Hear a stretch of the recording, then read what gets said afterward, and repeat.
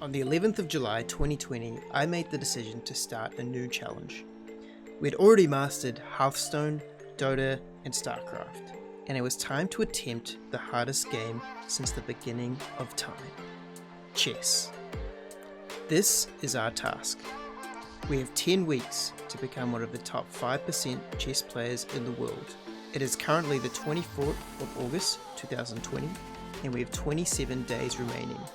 We are currently in the top 15%.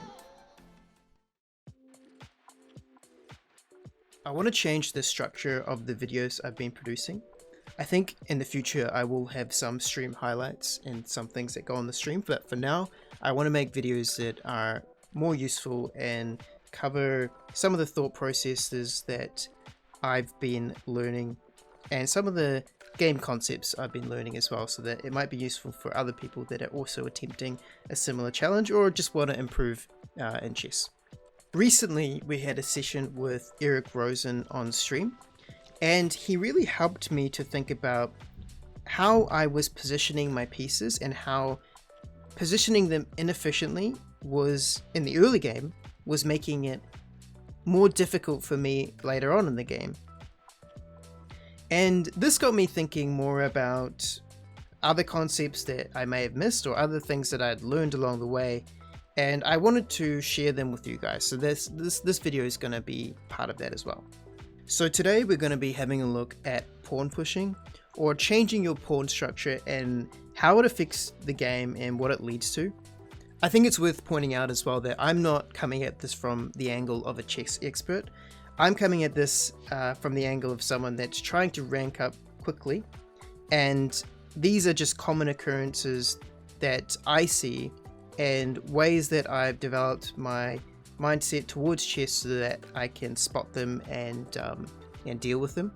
If you're probably around like 1500 rating or below, maybe even 1700 or below, then you'll likely come across these concepts in your games, and so these will be very useful in you being able to spot them and to be able to know how to deal with them, know what to do in certain situations, and mainly just help with the thought process for you.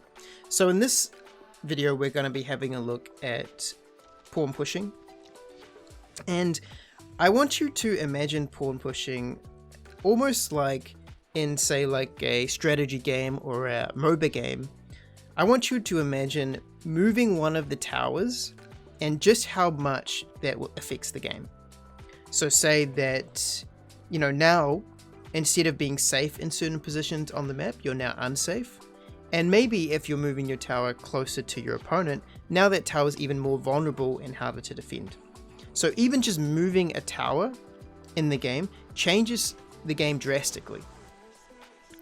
And another example, or a more simple example of this, is, say, in Pokemon.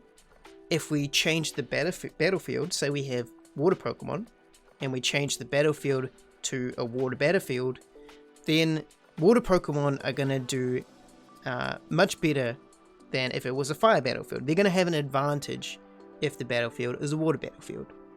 And the reason I'm even mentioning Pokemon and MOBAs to begin with is because in chess, when we move pawns, we are actually changing the battlefield.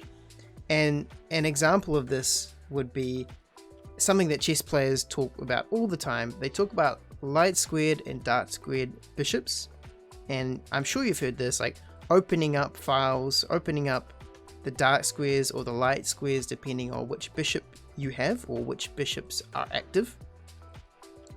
And if we imagine that, say in this game, you see here I push my pawn in front of my king, in reality, if this bishop was a water Pokemon, I've in reality added water to the environment. I've made this bishop more effective and now has more squares and more angles and can do more things just because I've opened up this pawn. And so in this game, where I'm thinking about doing some sort of pawn push or creating a square for my king, so that it can be safe from checks or back rank checkmates and things like that, then that is something I really need to be considering. I need to be considering how my pawn structure, how my battlefield is going to be affecting the other pieces, and my pieces as well.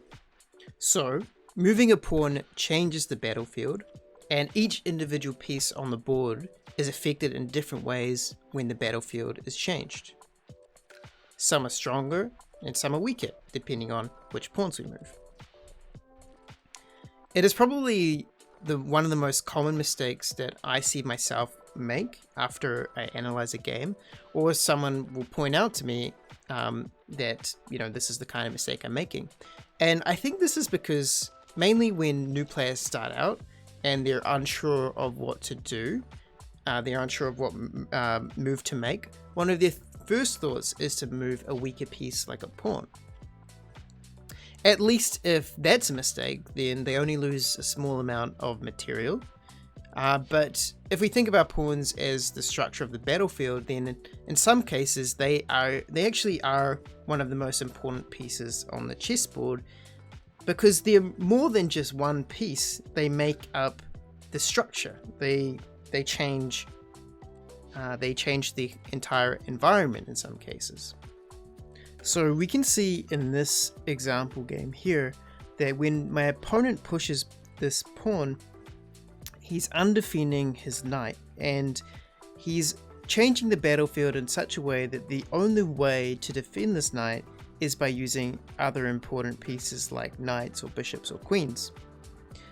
And so if we recognize that as a weakness, if the only way to defend something is through other major pieces, then it means that when we put pressure on that piece, if we have more attackers than they do defenders, then it's very difficult for them to not lose material. It's very difficult for them to come out of that situation without a disadvantage.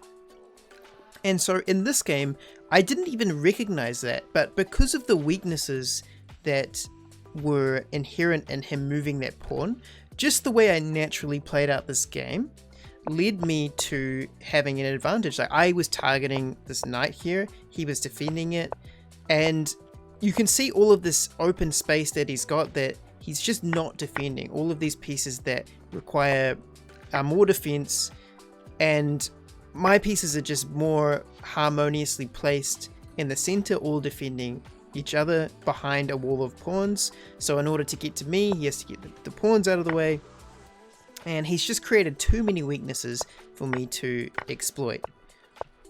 And so it was a quick and easy finish after that point. But if I was going to play this game again knowing what I know now, if we go back to that point where our opponent pushes their pawn, then we can very easily see that making moves that target this pawn, target this weak knight, is going to be what wins us the game. So some easy moves we can make from here is, say, move the rook to target it, and then maybe he defends with, say, the queen, and then maybe we know that if we can get our bishop on this diagonal, attacking both pieces, then we can put more pressure on this. We could also move our queen here to put more pressure on this.